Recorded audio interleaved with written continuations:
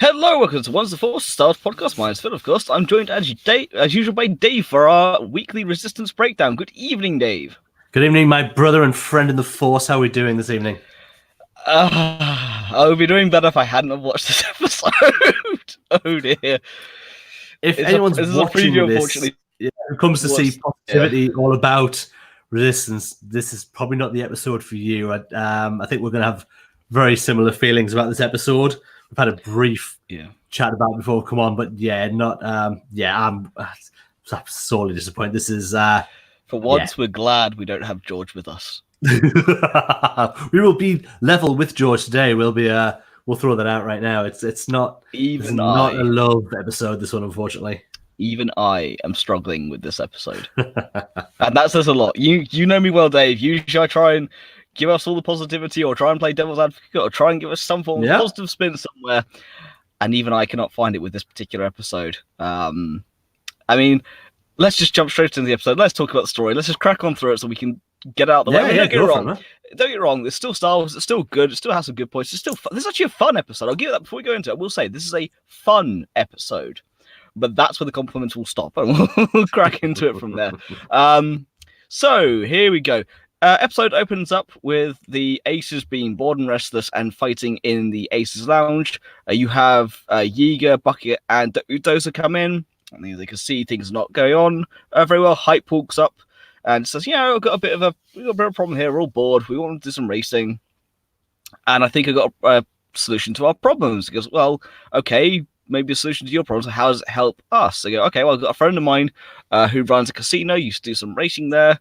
Maybe we can win ourselves some credits. So, okay, fine, sounds good. They take off from the Colossus, and you have all the Aces go out there to meet this particular... it's Verge the Blue, or Verge the Blue. I can't really pronounce his name very well. It kind of sounds like Freddy, but it's not Verge the Blue, who turns out to be a Hutt. Voiced by John DiMaggio.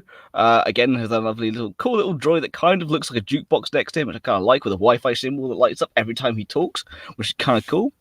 You go through the casino and you see one lonely old woman playing on it, and apparently it used to be bustling and hustling with a lot of business. However, since the war broke out, it's been very quiet. He, in fact, references the fact that a lot of them have gone over to Canto Bight. Yay! We get through this. Niku discovers a new holo game he hasn't played before. As we know, Niku loves playing those little holo games. And Hype and Verge get talking. Go, maybe we could do a few races. That's why I'm here. At that point, you see a few ships fly past the windows. And, we'll win a few credits. We'll have a good race. We'll be on our way. Be good. Excuse me. Manages to agree to some terms to go out and have a quick little race. The race gets set up. They go out there. He's not quite sure what he's up against or who he's up against, but Hype Phazon has all the confidence in the world and bets himself versus the credits they need. Goes out and does this race, and it's at this particular point, everything's going well, all too well for Hype, and Frigg is not particularly happy. And this is where you discover that it is actually a droid. What seems to be kind of a modified Vulture droid from the Clone Wars. Cheats, grapples onto him, pushes him away, and wins the race. Dozer and Yeager are particularly miffed. Everyone's unhappy. Accuses him of cheating as well. These are the rules. You agreed, you play. It's this particular point that Niku has discovered that the droids and the holo game he's playing are running on basically the same sort of software. It's that he can predict what the droids are about to do. Kaz and Tora go off and tell Captain Dozer their discovery and go, okay, we'll set up a new wager. I will put up one of the Aces and try and win back Hype. Verge agrees to this and appeals to their sense of generosity in his heart and goes, okay, that's fine, we shall do this race. Sets it up. Frida decides that she will be the one first up, takes the knowledge, she goes, okay, we'll do this. First race happens, and of course the droids cheat. And then unfortunately it's rinse and repeat as Niku tries to guide them through the course and tries to guide them against the mines, the turbo lasers, and basically everything that Freddy could show up against them until Tora and Kaz decide to do a relay race to try and win back everybody. At this particular point, they go, okay, you put every single ace up for it, but in return, and the Colossus, but in return, it's 500,000 credits and everyone back. Again, he agrees. It's a particular point that Sanquagi and Monkey Lizards attack Niku, so he can't really help out during the race. However, Kaz manages to pull off a particularly good feat of racing and manages to win the race and wins the credits, and everybody goes home absolutely satisfied. Dave. Yes. Thoughts? Right. Okay. Let's just get into it. This episode was, for me, in the 2 seasons of Resistance we have watched, probably my least favorite episode. Completely least favorite episode.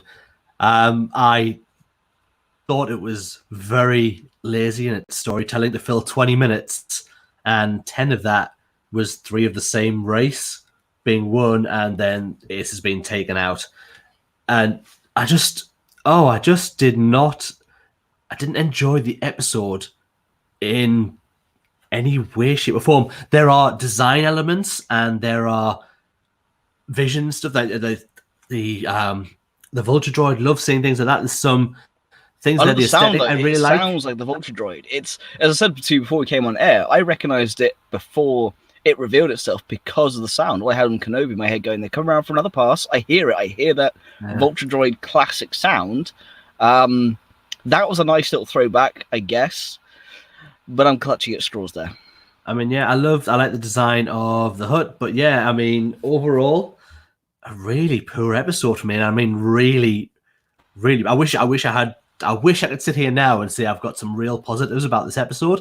And I've actually been online having a look over like Twitter and things, and there seems to be a lot of positivity around it. Some people are saying they really enjoyed the episode, and I think a lot of that is people do want to see more of what the Aces are doing.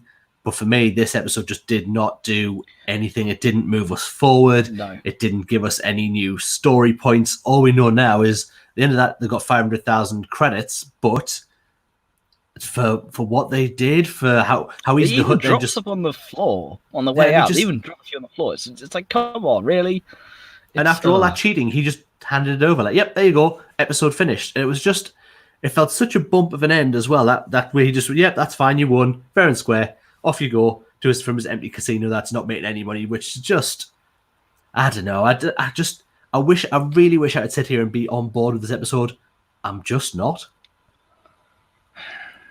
You know full well my position. You know what I do. You know how I am. And you know I also don't lie. I don't mince my words. If I love it, I love it. If I like it, I like it. If I don't like it, I don't like it. And I won't sit here and BS the audience either. They've come to hopefully know that's who I am. And usually I will find a way to put some sort of positive spirit, find something I like. And in this one, there's a couple of things. I love the sound design of this episode. I love the sound of the Vulture Droid. I love some of the actual racing itself. Visually was cool. What you picked up on from StarWars.com, the fact that the track itself is based on a Formula 1 track. I looked at it and, yep, instantly recognized it's Silverstone. Again, that was cool. The Quaggy Monkey Lizards being back again with the hut. Kind of like that. Again, similar. It's some sort of design to Jabba. So I like certain design aspects of this episode. Especially really want to go, actually, if we're going to talk about positive things, I really want to talk about the Vulture Droid design itself. The fact that it was hidden away as well. So yes, it had the legs, but the fact that the dome opened to reveal the eyes, I thought that was really cool. So there's some design elements, as you said, that are cool. Story-wise, the first 12 minutes are okay. The last 8 repeat themselves. And it is the problem that, and I agree with you, the ending is just, okay, a deal's a deal, you won. Yes, he relents, but at the same time, there's no fight, there's no give, there's no... You'd expect, he's been cheating all episode. Why did he not try and cheat them out of their result in the end? It's, the only deal I like that ends up being fair and square is Han winning the Falcon. We all know how that went down the first time around. I mean, Lando still technically owed a VCX 100, but that's another deal for another day. I liked the episode, and I think that's the highest compliment I can give it. It was okay. It was very dull. It was especially those last 8 minutes, as you said, where it repeated itself. It's got to the point where it's like, this is just repeat. They're just going to send another race round. Like, oh, they're going to send another race round. And you thought probably something different would happen. They might win, and that would move the story on. But when that racer went down, the second one, and they're like, all right, okay, then we'll see what happens. And then when it was like, right, we're going to send another one out, and that was basically exactly the same thing. And it's just like, I get that what you're trying to tell, and like you're trying to tell this racist story, but I really thought when we were going to this, and we're going to this hut casino, and we're going to like the Voxx Vortex 5000. To me, that is pod race skill sort of thing, like a big epic race. Put the aces in there. Risk. I wanted more reward. I wanted an audience. I wanted this to be hyped up. I wanted this to be big and grand. This was their chance to go, okay, we've got one racer episode. Let's make this Mos Eisley in space. Yeah, and it wasn't. No, it just didn't. It didn't do any of the jobs that I felt that it probably wanted to give us an episode with the aces, to show them racing, to show the skills they've also inherited from their training as fighter pilots now. So they've moved on from just being able to race to now knowing like maneuvers and getting out of sort of trouble. But I just wanted, you're right, I wanted a bigger, not a grandiose scale, but something more of a race. I didn't want just one racer at a time going up against a droid. We needed more than that. I think we just didn't tell the best racing story that was available to them. Again, that's I wanted Mos Eisley in space. I wanted that level of cheating from Sebulba. That level of, it's they can compare it to that, because that pod race episode 1 is fantastic. It has danger, it has suspense, it has him starting with a problem and then winning the race. We know how that pod race goes down, and for me, especially when I saw it in 3D, it's one of the greatest cinematic moments I've seen. It's beautiful. And this had that potential, and it just felt like they wasted it. They just completely wasted the episode. We could have had a big race. You could have had the element of danger. You could have, to be honest, you probably could have lost an ace without really doing anything. Your story, there are aces that aren't really part of it. High Phazon really is the main one. I can't remember the name of the guy played by Stephen Stanton who wears the old TIE pilot helmet with like almost like the skull design on the front. I can't remember his name either. Hardly been in it, but you probably could have lost an ace in a much more in-depth race with more competitors, and you could have kept the droid element and the cheating element of there being blasters everywhere and cannons going off, and even on the finish line when they had those, you could really have played into that. And I just feel we've got all this promise of a race episode, which is what they base the series on. This is going to be about the races, and just fell really flat for me. And I'm so disappointed that I'm having to kind of come on and be totally negative about it. I wish I could come on and be like, oh, it was this, but there's all this. There really wasn't for me this week anything that I can kind of grasp at, other than a few like visual and audible audio sounds that in graphics, and that was nice. But the rest of it, I'm almost feel a little bit let down by it. As it's one of those things, Vice. I'm honest. I don't BS. I speak my mind, and I'm, if I love it, I love it. If I like it, I like it. If I don't like it, I don't like it. And as I said earlier, and I don't like coming here being negative either. Usually, especially when we have George, I'm the opposite end of the scale. And George isn't even usually that negative. George finds positives. George loves the franchise. He genuinely does. Is why he's on it here with us. Is why we're talking about The Mandalorian. We talk about The Rise of Skywalker. We talk about everything. George isn't a fan of this series, and that's okay. But today, I don't feel a fan. This episode just fell short for me on every single aspect I wanted it to, and which is a shame, because I like the series. I adore the series, especially since we have we have somebody who watches, seems to join in, which is nice. But it's just, I think it needed to be. Look, we're at episode 9 of an 18 episode run, so we are literally at the halfway point. Phil and I were last week discussing where would be the mid-season break, but apparently not having one. The schedule that they're releasing, it's coming out right through, so we're going to have episodes coming right up to before the Rise of Skywalker, and literally after we see the Rise of Skywalker, there'll be an episode on that Sunday. So it's the intention this finishes in January, the February off, and then March of Clone Wars. Yeah, it definitely seems that way. So while we were speculating when we would go and we'd come back, we're not going to get that. We're going to rush right through this to the end. right around Skywalker, which is bizarre. We never thought that would actually happen. We were waiting for this episode or the next one to be the sort of, and this is your mid-season break. Not getting that. And I just feel with 9 episodes left, to waste an episode that we're going to use to have the racing, just really like meh about the whole thing. And I was really excited for watching this episode. When I sat down, I was like, right, let's watch this. And like you said, when we came on, should have been a really fun episode. Off the back of 2 really strong episodes as well. And strong with story as well, moving us in plot. This should have been, like you said, should have been absolute fun. Should have come on tonight and be like, you know what? Didn't move us anywhere forward, but I had so much fun watching this and so much fun with the action, and this was epic and that. And just one-on-one racing, a robot and an ace, and then it repeating again. I just don't get. I mean, to say there's a lot of love for it online, and in fact, that's great. even I'm one glad of the worst people are enjoying parts. it. At the start, they have 3. 1 crashes. Okay, you got 2 left, and then it's 1-on-1.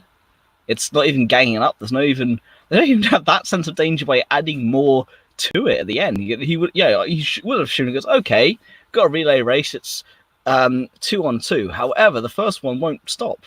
Yeah. I'm just gonna make it continue going on. And they missed a trick. And it's just one of those things. I don't like downplaying it, but they missed a trick with this episode.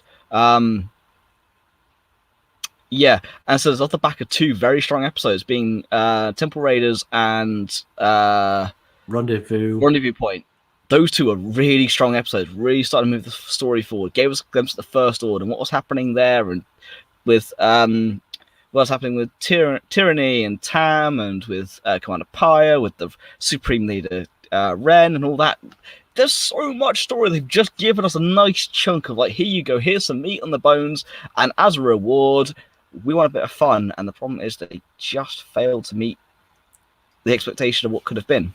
Just a swing and a miss for me, really. That is the best way I can put it. I really and see what they were going for. You can see what they kind of wanted to do with the episode.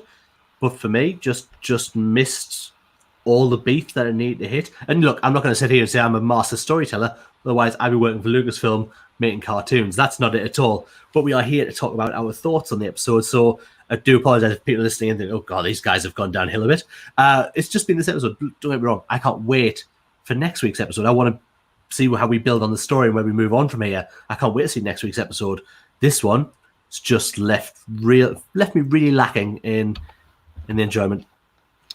Yeah, unfortunately, I feel exactly the same. It's also hard when we have a 22-minute episode and we can't even fill 22 minutes of content because it just felt lacking. Usually we have plot points to add. We have further discussions of where they could go, what they could do. And even the creature features, they still had to get fuel. They still had to get food. There was still some sense of danger. This was just we're bored. We're bored and we can make some money. Yeah. And then let's go. You're right. There just wasn't enough in there to fill it. But then again, I say it, there probably was, had they done it a different way, had the race been bigger, had there been a bit more jeopardy in it. And I thought we were lacking. Do you know, I missed Kaz in this episode as well. Like, he took a real back seat to the Aces. And I love Donald Faison, and I love the character of Hype. He's out the Aces. He's certainly, obviously, he is the standout. He's the lead in that sort of ensemble behind Kaz. But I did miss Kaz not being sort of the center focus as well, of being, yes, he came at the end and saved the day and got the credits, but he just felt like he'd taken a real back seat in this episode. And I think if we're going to be building towards the end of the series, Kaz and Tam really have to be a center points going forward for me. Yeah, Kaz and Tam have to be your A. Tora, Dozer, Yeager, and Rucklan, Tyranny, Pyre have to be your B. Yeah. Von Reg I want to see back. Ren will know we've got coming. We know we've got some cool stuff coming in. Next week's episode is episode 10, Kaz's Curse. So a pirate curses Kaz, causing him danger every turn. Kaz is soon forced to seek Micah Gray for help, but Kaz's curse gets worse when the Garvian Death Gang appears. That sounds cool. That sounds like it should be fun. Yeah, exactly that. That sounds like a curse, a pirate curse. That's awesome in Star Wars. We've not seen... With the Garvian Death Gang. Yeah, we've not seen sort of magic since the Night Sisters in Clone Wars. So to get maybe something mystical in that side, fun, great. Kaz being cursed should be great. Christopher, I can't remember his surname, but who plays Kaz, is always plays him really well. Especially we've seen him kind of when he hit his head in. No, he got electrocuted. Sorry, by the Sith lightning. Temple. Yeah, and he played that. I mean, he came off like a drunk, but it was funny, and I enjoyed that way he played that. So again, looking forward to him being there. And this is the part we didn't want to say. We don't like to badmouth it, but unfortunately, this particular episode just kind of. Yeah, I just the Guavian Death Gang coming back. How cool was that? That is so because we saw that in the trailer when this came out, saying there was going to have because his dad mentions bounty hunters, and it showed you the Guavian Death Gang. So it'll be nice that we're getting these returning characters, and we know that now he's going to be chasing down Kaz because of something, I guess, to do with the leading from his dad, and that he's hanging out with the rebellion, which his dad warned him about in the message in the first episode that he had to run. Yeah. So that'll be really nice. And you're right, it sounds like we're going to have a good time with the episode. And I just wish I had with this one. Yeah, as I said, there was some good design points. I just wish there was some good story points to go along with that. Yeah. Disappointing. Unfortunately, I think that is actually about it for this evening. It's a short show for once, but unfortunately, we've just run out. Yeah, it is tough when we want to be. As I say, we are a positivity podcast. We don't like the negative side of Star Wars fandom. We are certainly playing the positive side. So please don't take this as this will be our all show. We're just both a bit disappointed with this one. Didn't meet our expectations. But we're back next week, and we'll be back with our little positive thoughts. Hopefully, if the episode's great, which I'm hoping it will be, and I expect them to build up. Yeah, we'll also be back on Wednesday for our regular show and Saturday for The Mandalorian, all without George this week. George is our absentee. Yeah, George unfortunately has other things he's got on all this week, so Phil and I will be your podcast hosts. Looking forward to our main show on Wednesday. Always looking forward to our show on Saturday for The Mandalorian, because who wouldn't? It's amazing. We'll get more Baby Yoda. Spoiler. Yeah, and of course, being Resistance, I have to remind you that the competition closes this Wednesday. I should be announcing the winner for our Age of Resistance issue, Poe Dameron issue, which you can find on our Facebook page. We're giving it away. All you have to do is answer the question, what was Poe Dameron's first line in The Force Awakens? You can find it on our Facebook page. You can scroll down, you'll find the post. All you have to do is put the comment down below, enter it, and I'll be picking the winner and sending this off probably by the end of the week. I said this is for my own personal collection. This is one I've got especially to give away to you guys. And of course, if you're watching the show, we know you're a fan of the Resistance, so yes, shiny Resistance comic just for you. But I'll even squiggle on it out for you if you want. But yeah, so it's I'm sorry guys that this has been a short show. I mean, it's nice for us, we're going to get off early, and that's really cool. But yeah, it's been a short show. Just we've kind of given our all to this episode, and there's not much to give, unfortunately. But yeah, we've got loads of content coming up, and especially we are now, for ourselves, we are 16 hours and about 6 hours away from watching Rise of Skywalker. That is coming. 6 hours away, yep. Well, so, well, to be fair, in 16 days, we'll be start watching, by this point, probably The Force Awakens. I don't think... Yeah, it might have just finished the Force Awakens. Depends on the trailers and things. No, just starting The Force Awakens, because don't forget, Rise of Skywalker. Yeah, 6, because it'll be Last Jedi has to finish by midnight. I think we'll finish about half. I would thought about 11:30 we'll get out of Last Jedi to give us half an hour to get ready in our seats and ready for the finale. Which, guys, I mean, everyone gets up and has to change seats because of that debacle. Yeah, well, we'll talk about that on our actual show when we do it. But we're gonna have lots of content coming out especially around the Rise of Skywalker. We're gonna be shooting some videos on the day, and they might just be a few minutes live here and there when we all get together. A few minutes live, maybe between the showings of each movie. We might just pop on just to give our quick thoughts and say hi and things like that. But we will have content coming out, and then obviously will be our reaction to the movie. And then there will be a review of the movie where we'll go through the whole thing, start top to bottom. And then we've got other things planned as well for coming out. So it's a big thing just for us meeting up again. We are looking at that as it's a big event. 3 years have been doing this. We haven't all been in the same room together. So we're going to be shooting a lot of footage. So we'll be looking at getting that out to you over our break during the festive period for everyone to have a watch. I think that could be really good. We've already started sort of planning some of that as well. So we've got a lot coming, guys. So do stick with us at Ones with the Force, a Star Wars podcast. Indeed. So, as per usual, all I have to say is thank you so much for watching. Don't forget to like, share, and subscribe. You can find us on Facebook, Instagram, and Twitter at One's the Force of Stars Podcast, at the Force Podcast. You can find the video for this later on our YouTube and Facebook pages. You can find the audio on Podbean, Stitcher, Spotify, and iTunes. And of course, all our merchandise is on a link down below for our Teespring shop, because Dave's sporting one of our lovely t-shirts already. We've been One's the Force. May the Force does be with you. Good night.